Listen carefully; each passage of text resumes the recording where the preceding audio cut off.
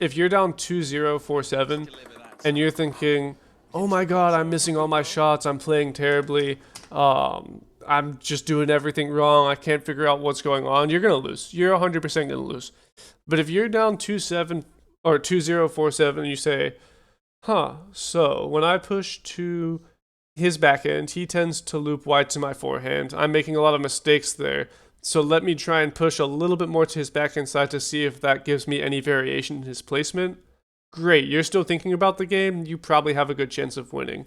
And that's the difference. I guarantee Aruna is not thinking about the score. He's not thinking about winning the game. He's not thinking about the tournament. He's not thinking about the fact that Calderano is world ranked number 5. He's objectively thinking about his tactics, what's working, what's not working, and the combinations that he wants to set up. And that's the difference mentally between someone that can be the absolute best in the world and someone that maybe isn't capable of making this type of comeback.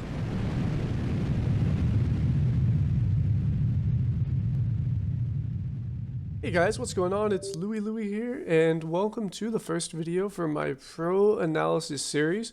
This is a series that I'm going to be trying to do occasionally on Sundays when I don't have any VODs from you all to review.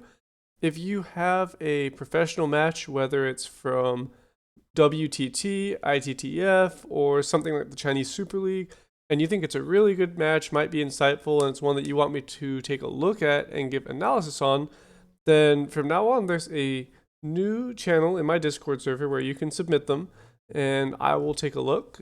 So with that said, I have one today. It was actually a commenter on YouTube who doesn't have Discord, so I made an exception, but from now on all submissions will have to be in the Discord server.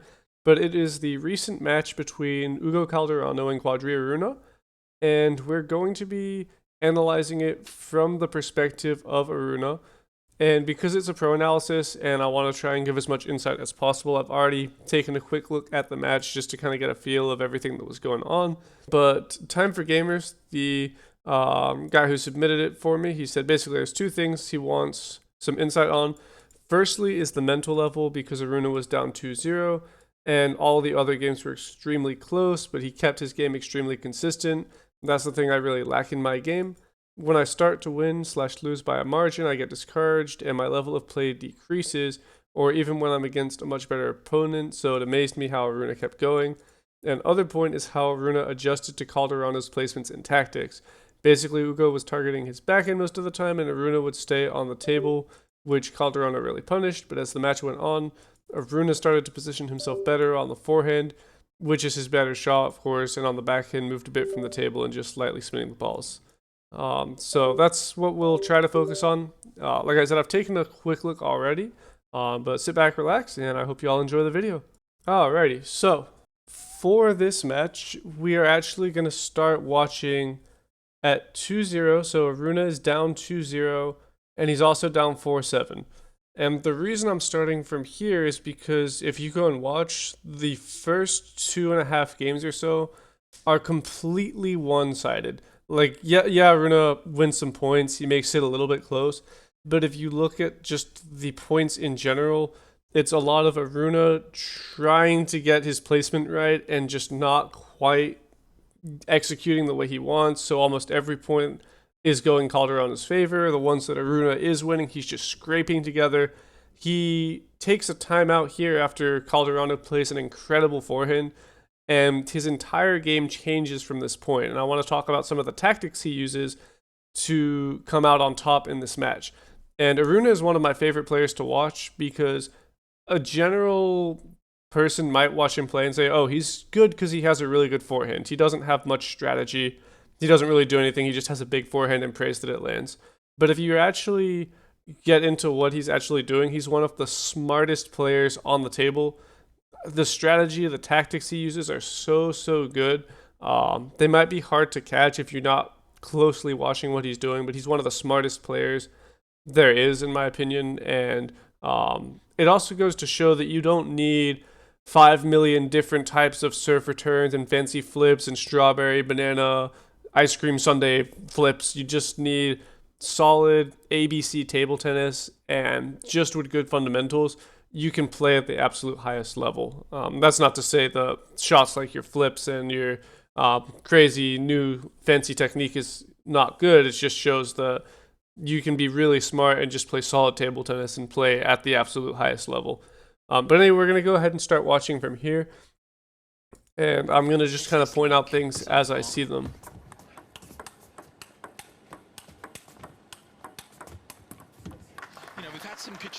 And basically with Aruna's game, he is trying, he's playing a game of probabilities. He's playing a game of, my forehand is my best shot.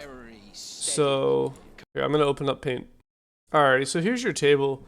Let's draw Aruna right here. And his idea is, of course, his forehand is his best shot. So he needs to find angles where he either gets a very, very predictable return that comes right here so that he can pivot, while minimizing the wideness of the angle here. So basically he wants angles where if his opponent goes wide, the widest it's going to come is here, because he knows that his footwork is good enough to cover a ball coming at this trajectory and still play a really strong forehand while sitting on this ball right here and pivoting. What he's trying to avoid is angles that are coming out this way to his forehand. They're basically coming out at a tangent to his forehand, because when the balls start coming like this, he actually has to go away from the table and he starts making more unforced errors. He also has to cheat more this way if he thinks this is where the opponent's going, and it makes the forehand pivot weaker. So basically he's trying to avoid angles that are kicking out wide. He wants parallel angles to the table, and he wants a lot of predictable balls to his backhand corner that he's going to be able to pivot on. So that's kind of what he's going at. And now we can kind of keep watching. I just want to point that out because it's important in terms of what he does strategically.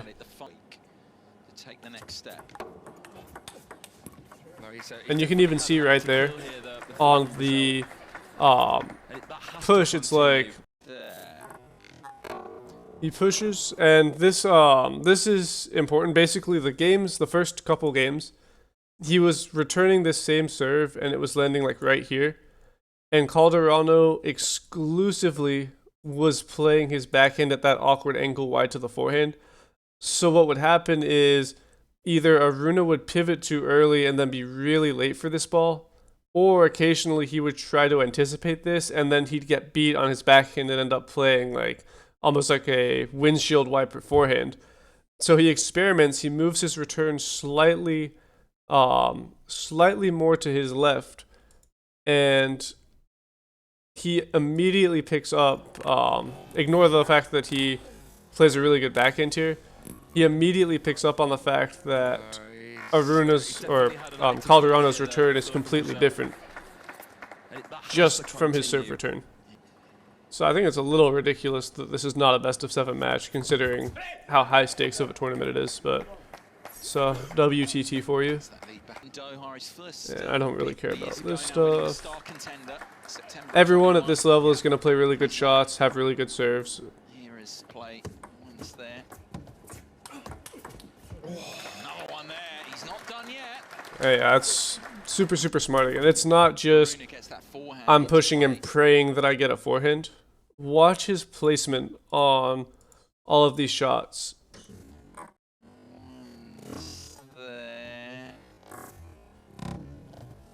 Look at where that shot lands. That is, from where Calderano is positioned, a really tough spot because he hasn't really moved. His feet are planted at this point. He cannot take this ball and play here. If he goes to the backhand side, it's going to come maybe here at the widest. So what that means is Aruna can sit right here and say, all right, I don't have to worry about this corner. There's no way you're playing right there. So if you play, we'll go pink. If you play right here, I'm not going to take a huge swing. I'm just going to play a strong backhand block. So because of that, I don't need much time to set the shot up. I'm not too worried about it. And if you play right here, which is almost certainly where you're going to play, so it's where I'm going to sit on it, I'm going to counter loop the crap out of the ball. And the reason he's able to kind of predict this so easily, again, is just because his quality and his placement is so good. But he's basically turned it into a statistics game of he's most likely going to play to this blue area, so that's where I'm going to set up. He's probably not going to play to this pink area. If he does, I'm prepared for it. And honestly, if he plays right here, well played, you won the point, I don't care. But that's such a low probability shot that I'm not even going to think about it. So of course, Calderano plays the loop, and he's sitting on it, and goes right into the middle for the winner. Easy. Yeah, it's not just, oh, he has big forehand, so that's why he's good. It's so smart. The way that he sets up his forehand is so good. Underestimate Quadri Aruna. He will fight until his last breath. Yeah, and this is really smart as well. So, if you remember, like I mentioned, the first couple games, Aruna noticed that when he pushes kind of short to the backhand side, so when he pushes right here, Calderano flips extremely wide to the forehand, which stops him from being able to play predictable table tennis. So what does he do? He pushes right here instead. He pushes a little bit deeper. Because it's on the left side of the table, Calderano's more left side of the table, he knows that the ball is most likely going to come to his forehand, but now he knows that it's going to come more at this angle instead of this angle. So again, there's a lot of nuance, and that's the difference between a really good player and one of the best players. The loop comes deeper, so the shot is more predictable. Or I'm sorry, the push comes deeper, so the loop is more predictable. Yeah, it's just really smart table tennis. 3 points in a row puts him 2 away from taking his first And game of this to one. anyone that's wondering, I don't think this is a matter of Calderano choking. It's really just Aruna had a really good timeout, and here and there, it's like, look at how deep that push is. If you're telling me that your push consistently lands right here, then you're lying to me. If your push lands right here with this much quality, you can play this kind of predictable, easy to read table tennis, and your opponents are going to make so many errors. And I wouldn't even call it an unforced error because it's such a good push that it's so hard to deal with. Game points. First of them saved so well. Like I said, I'm not too worried about kind of the craziness of the shots. Yes, they're good players. They're going to play some incredible shots, but the tactics are really interesting. And even though you're not as strong as these guys and you don't have the same level of practice, you can still implement these same tactics in your own games. But look at that as well. In the rally, the reason he can step around and play this big forehand is because of his placement. Fast, deep backhand block, and again, he turns it into a gamble that's in his favor. So it's not like he's taking a 50-50 here. His loop landed, or his block landed right here. He can pivot.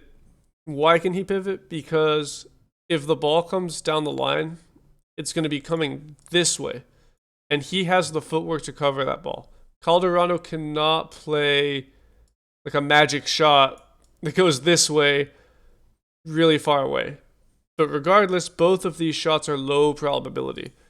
Most likely, because of the placement, Calderano is going to just play cross court.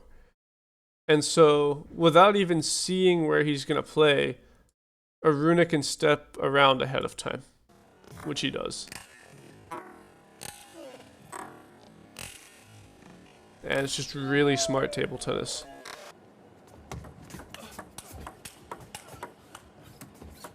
Yeah, it's really smart again. So, like I said, the first couple games, and Calderano, I think he eventually picks up on it, but first couple games on the pushes, if Aruna's push landed short to the backhand side, Calderano flipped wide.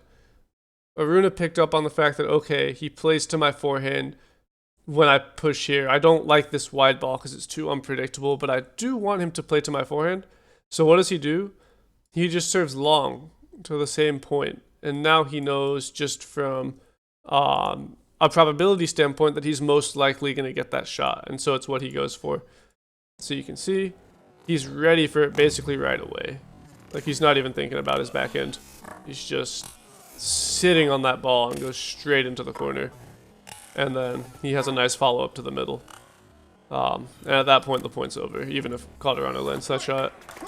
He's enjoying, as we all are, these matches. Oh my god, he's so smart. What? Okay, so remember last game? Remember last game when he moved his push slightly more this way? Calderano's loop came here instead of right here. He's picked up, maybe it was subconscious, but he's picked up on the fact that for the most part, and again, he's playing a game of probabilities, which is really, really good. It's not going to work every time. He's going to get beat. But it's going to work 60 to 70% of the time, which is enough to win. He's picked up on the fact that if he moves the ball slightly to Calderano's right, then Calderano stops playing this shot and starts playing right here. So what does Aruna do? He moves the ball right here, and he pivots right away because he knows that's exactly where the shot is coming.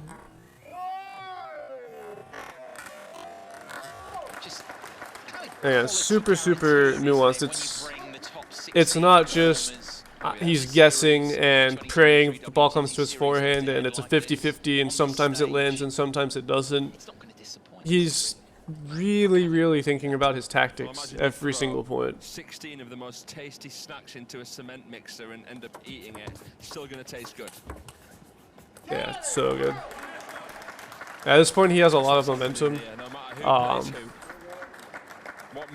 And it's on Calderano to pick up on this and change something. And if he doesn't, then Aruna would have just keep cruising.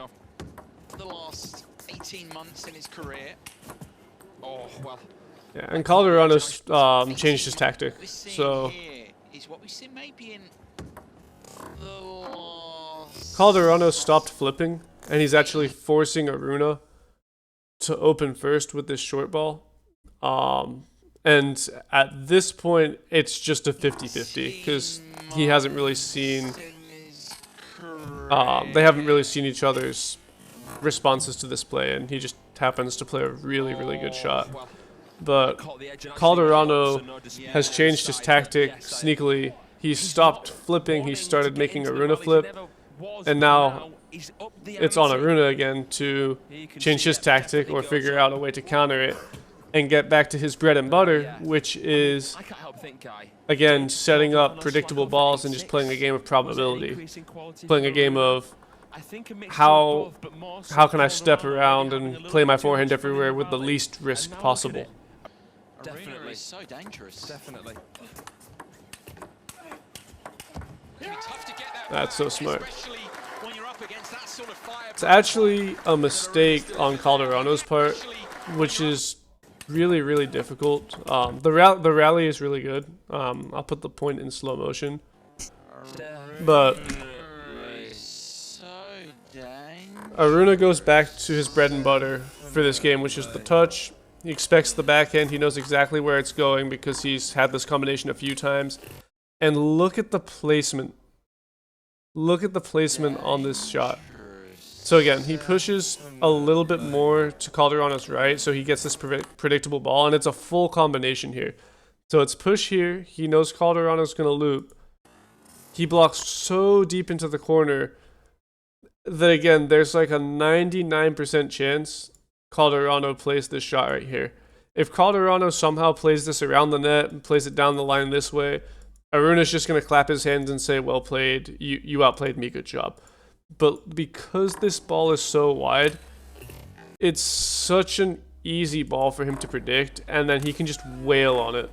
And at this point, again, it's just free. The point is over because he's taking the initiative. Tough to get that back, especially when you're up against that sort of firebrand play that that Aruna's delivered there. I mean, that is ferocious. Yeah, it's such a smart combination. And again, that ball is deep enough to get the predictable ball, and then when he goes cross court, he goes for the winner. Yeah, and like right there, it's like he played really, really, really wide cross court.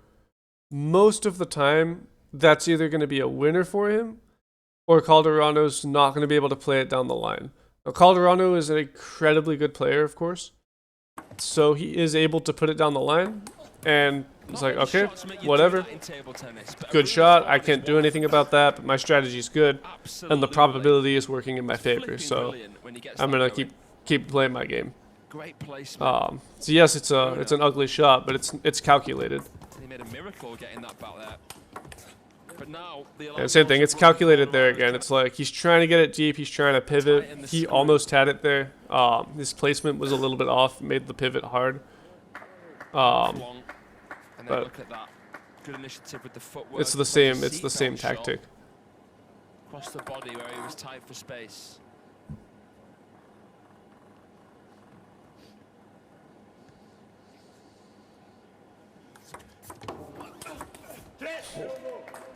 Yeah, and this is, again, this is ABC table tennis. It's like, yeah, that didn't work, but statistically, it's a good play.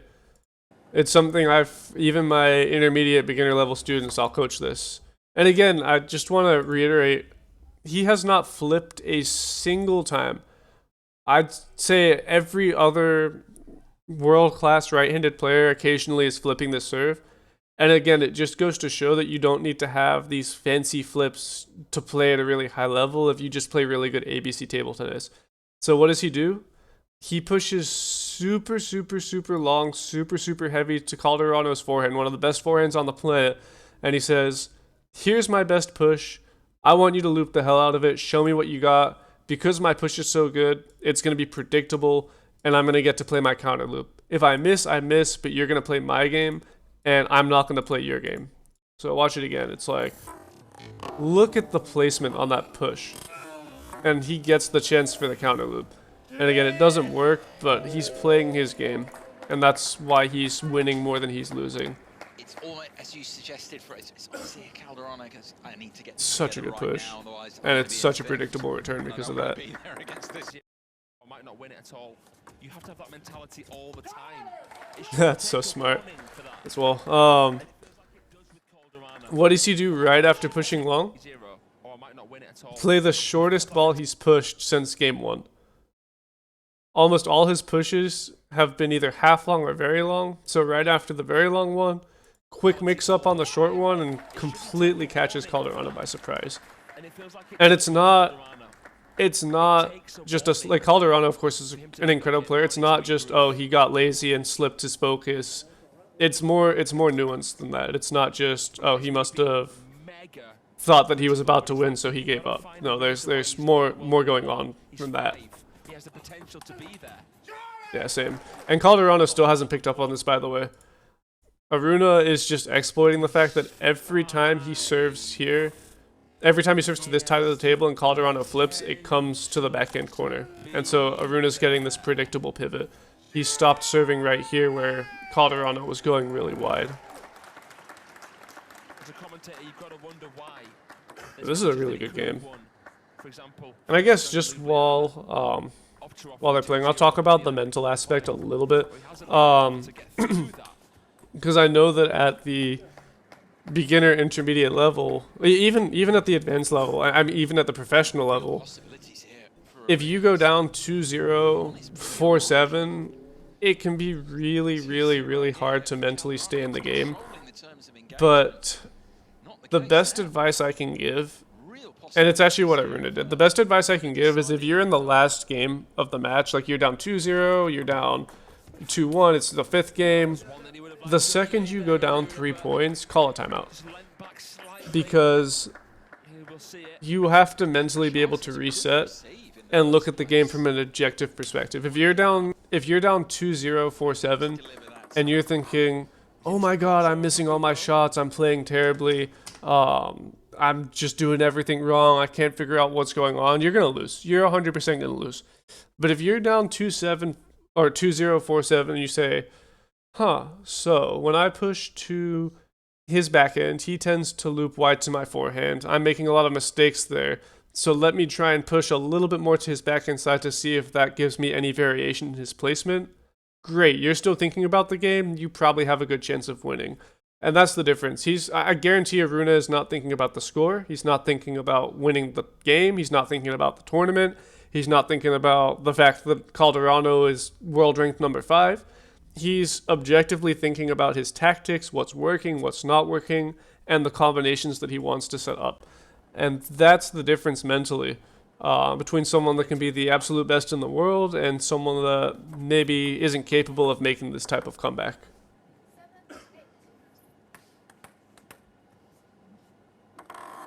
And for the record, I don't want this to be misconstrued as me like hating on Calderano. I think Calderano is one of the best players in the world. He's one of my favorite players to watch, and I'd be happy to do an analysis of one of his matches where he won in the future. His style is very different, but he's also a very, very interesting player to watch. Yeah, there we go. That is the first time, I think that's the first time that Aruna has gotten this wide forehand from the ball here, which is why it catches him by surprise. Yeah, it's all about picking up what your opponent's doing and then adapting to it. But even there, I mean, it's so smart. That wasn't the best placement on the push, which is why he doesn't quite connect on the loop. But there's so many tactics going on. But with the right tool. That was a lovely bit of... So Calderano actually went back to forcing Aruna to flip. Aruna just happens to play a really good shot there. It's hard to see from the camera angle. Maybe if I put it in slow motion, it'll be a little easier to see. But the shot is so deep compared to... So he got this exact same opportunity at the beginning of the game and played a similar shot. But it kind of landed here and it turned into this 50-50-ish sort of point. So he does the same thing and he just plays it a million times deeper on the table. And then it just ties him in complete knots. And if Calderano lands the shot again, it goes back to this predictability from where he's positioned. There's no chance. I mean, there's a 0.01% chance that he plays here. If he does, good shot, well played. But now Aruna just has the predictable backhand. But really, that's just such a good flip that ties him in knots and it wins the point outright.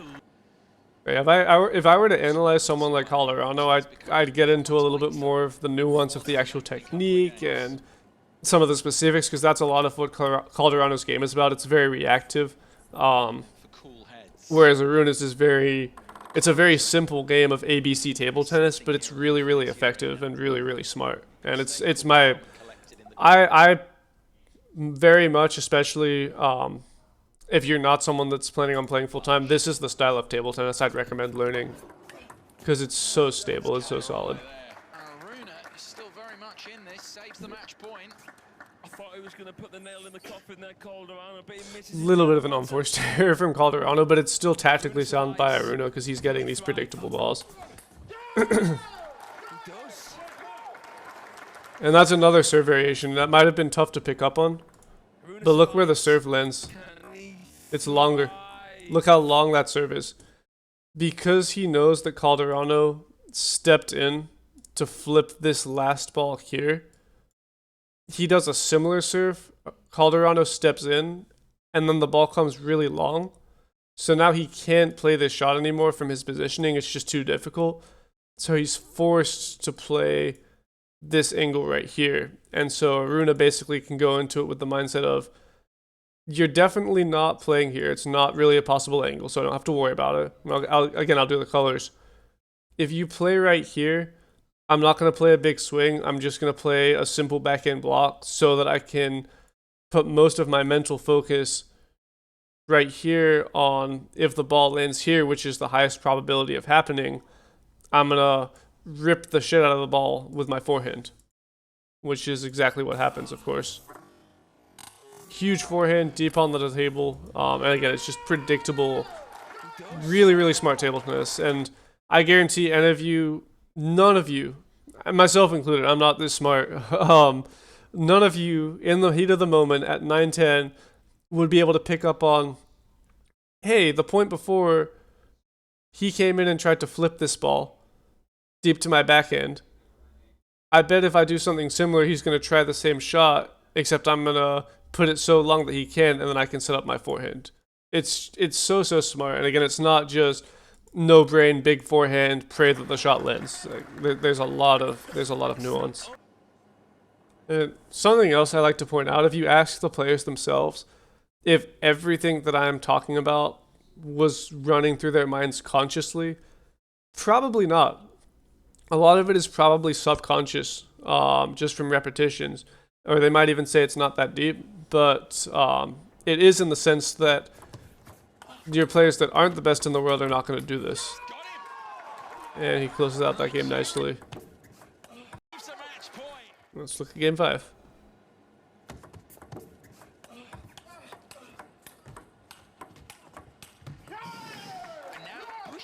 Yeah, points like that, it's just a 50-50. He sets up the 50-50 nicely. And again, the reason he's able to stay on the forehand, if you watch the replay here, he can stay on the forehand because his shots are so deep that he doesn't have to worry about Calderano going down the line. And the second he switches, he knows that he has the footwork to cover it.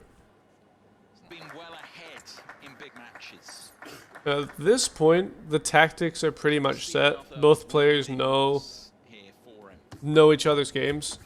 It's something interesting I'll talk about. So, at the amateur level, even at like the semi-professional level, if you pick up on the amount of things that Aruna picked up on in one of your matches, you're gonna win 100% of the time, because you're not going to be playing against world number 5 that's also picking up on all these things at the same time. Because both of these players are ridiculously good, they're picking up on each other's tactics, and now in game 5, they've seen basically everything the other one has. So there's going to be slight variations, but the last few games or so of any match, last few points especially, you're going to see a lot more 50-50s. And it's kind of about just keeping the nerves calm because the strategies are pretty set. But at the level that 99% of you are watching you're at, if you pick up on the same types of things, you're just going to immediately win because your opponent's not going to adjust in time.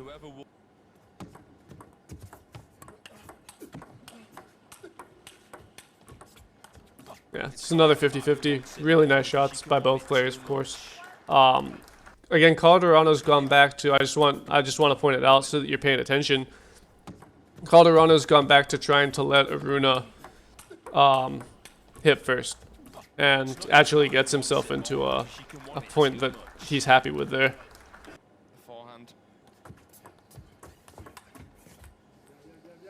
The strategy's still there though. Remember last couple games. Where does this push? When he pushes here, where does the flip normally come? Cross court. So he's just ready to punch that backhand right into the corner, and then probably step around and play another forehand if that shot lands. Oh, they're going to give us a replay. Look at this. Sometimes not getting the job done when you feel like match point opportunities. Alrighty, so we have another combination that Aruna has picked up on. And I say it's a combination now because it happened a couple times, and now it's become a pattern because it happens more than 70% of the time. So it's something that he can use again to just put the probability in his favor. So here's the serve. Calderano's gone back to letting Aruna hit first. Every single time Aruna has played the flip, or kind of this forehand to the middle, and Calderano has played his backhand. Or there might have been one exception, but like almost every single time Calderano has played out here. What does that mean for Aruna, who wants to play his forehand? That means this is a good percentage for him. This is a good combination. So he flips to the middle, can anticipate the forehand. If Calderano happens to play a magic shot to the backhand, it's just good shot, well played, but Aruna's anticipating this ball and rips it straight down the line. And yeah, they get into the rally again. It's a 50-50, but it's much more favorable for Aruna at that point because he's He's picking up on these things quicker than Calderano is in this specific match. To the table here as well, Calderano in recent times. We talk about The footwork is so good. making. You think of the matches with Simon Gauzy, particularly his good friends. I don't think people, I'm sure people realize the amount of physical training you have to put in every single day to maintain this level of play is unbelievable. Just like every professional sport. Well, sometimes lobbing is the only option that you have. And again, right there, he misses the block, but it's calculated. It's look at the placement. I just point it out every time because it's something people take for granted. Look at the placement. It's kicking out. The camera angle is horrible, but it's kicking out. It's kicking out this way. So Calderano's options are basically play almost around the net, play a very weak down the line shot that's just going to come straight to Aruna's forehand, or go extremely deep into the backhand. Aruna knows that. He knows, okay, his next shot's coming quick to my backhand. I'm just going to go for the quick winner down the line with my block. And again, that's a really difficult shot to play, but he has the read. And it's all in his hands. At this point, the point is completely in his hands. Of course, Calderano's a pro player. He's got unbelievable spin. But You know, it makes sense, but I digress. not too much fun. Oh, he's done so well there, Aruna. Yeah, that's really, really, really gritty. I don't know, that's like very just. His attacking play, but he did so well to keep the ball alive. He's just fighting. This is it. This is what the Africans and the Nigerians, especially when you think of Sagunto. Yeah, once you get into the 50-50s, or you're at a point where you're not sure. It's ABC table tennis again, and it's something that I tell my students. While the ball is traveling towards you, your eyes are watching the ball. Once you've made contact with the ball, you're not watching the ball. Your eyes are actually watching your opponent's paddle. You don't want to track the ball all the way to your opponent's paddle because then you're not going to be able to anticipate as well and see what they're doing. So it's something that in the 50-50s they're both really, really good at, of course, because they're at such a high level. Yeah, there's a lot of nerves at this point. I wish, I don't understand why WTT would make these games best of 5. It doesn't make much sense, but it's a really nice shot by Calderano. And that was actually different because neither player wanted to hit first. There, Calderano again said, I'm going to make you hit first, and Aruna said, no, you. And the push ended up being a little bit lower quality because it was actually a different combination from the ones that were happening earlier in the game.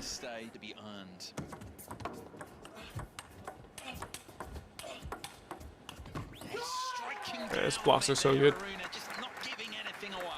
I will touch on the technique here because I think it's worth pointing out. When he blocks, the block is still a full shot. It's still got follow through. So if you watch the motion of his racket, if he basically let the ball hit and then just kept his racket right here without moving it, the spin is going to be too much and the ball's going to go way out. To block at the high level against these really spinny loops, you actually need a fair amount of follow through forwards in order to dampen some of the spin and keep it under control. So you can see his arm is actually fully extended after the block, and that's the only way that he's able to land these shots so consistently. Keep going frame by frame. And look, again, he's watching the paddle. He's not watching the ball. Then the second he makes contact, his focus goes back to watching the ball. Again, he blocks. Full extension. Full extension. And one more time. Thinking forehand. And again, this goes back to what I was talking about earlier. He's thinking forehand because he knows, because of his placement, that it's not going to come crazy wide and he can cover this area with a strong shot. And so he's willing to sacrifice, in these situations, the ability to pivot and replaces it with a really strong backhand block. But again, just watch the technique. Gets ready. Full extension. Every single time. And it's so hard to deal with, and it actually puts Calderano under a lot of time pressure.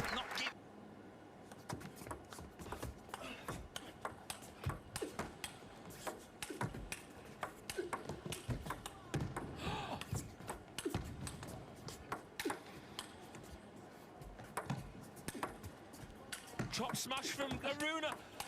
No way! That's so good. No commentary, no analysis needed on that point. That's just fabulous table tennis by both players, of course. He's super creative. It's just simple combinations. Like, that was just a simple one middle, one wide combination to win the point. Matchup has gone the same in a sense. That's such a good shot by Calderano. Again, I'm not really gonna. These are just 50-50s. It's like they're just watching. They're playing good shots. I mean, this would be some win still. He's not there yet though, because Calderano's taken 3 on the. And at the last point here, last couple points, I'll talk about the mental again. At 9-9 in the 5th. In a super high stakes tournament, how many of you could honestly stay objective about your tactics, what you want to play, how you're going to play it, what your opponent does, and not think about this, not think about who you're playing, not think about the result, not think about losing, not think about winning? That's the difference in mental. It's no matter what the situation is, the only thing you care about is what to do. And again, that was a serve mix-up. Look at the placement on it. It was something that Calderano was definitely not expecting, because Aruna has not served right here in a little bit. Long out to the back end. And I think Calderano was expecting more of a shorter ball to the forehand to flip, which is why he missed in the net.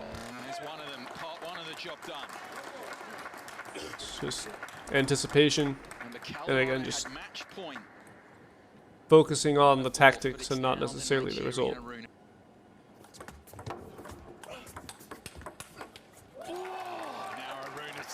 Yeah.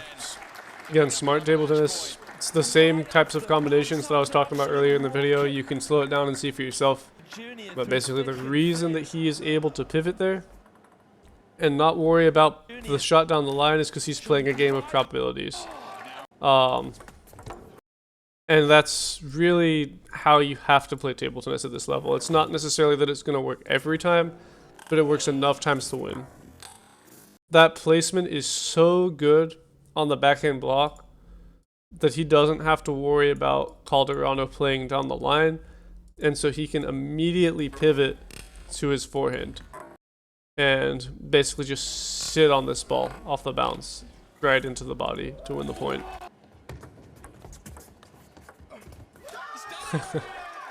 And then a long push right into the middle to tie him up on the last point and close it out. So that's going to do it for the pro analysis. I hope that that was insightful and that you all enjoyed the video. If you did, definitely leave it a big thumbs up and leave a comment for the algorithm. And like I said, if you have a match, if you have a match that you'd like me to review, one of your own matches, I still am doing the VOD review series every Sunday. On Sundays where I don't have any submissions, I'll be trying to do the pro analysis, which takes a little bit longer to make. But regardless, thank you all for watching. And until next time, adios.